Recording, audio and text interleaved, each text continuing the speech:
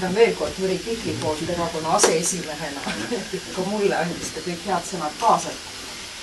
Kallid koosviibijad ja Ivari, mis seal salata, kui ma täna hommikuga 6 ajal üles tõusin, eks ma ikka kirusin siit küll.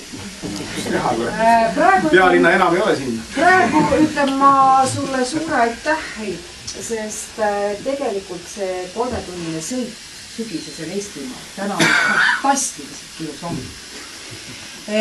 Ja mul on hea meel, et selle büroo loomisega oled sa loonud endale veel ühe põhjuse siin meeldi tihemini käia.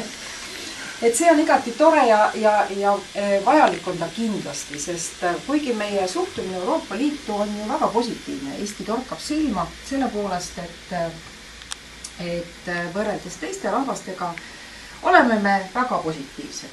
Midagi on juba juhtunud selle 5 aastaga, mis me seal liidus oleme olnud ja raha oleme ka kõvasti saanud, aga ega see positiivsus, oleme ausad, tegelikult ei tähenda seda, et me sellest liidust palju teame, et see on, mis seal salata, natuke nagu niisugune pimeusk.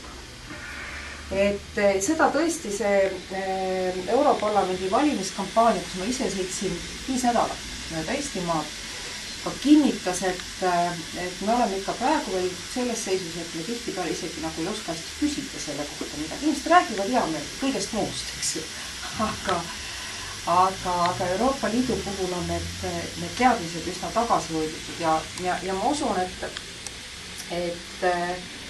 et kui on olemas niisugused ruumid ja koht, kus käia, et see kindlasti seda suhtlust ka tihendab.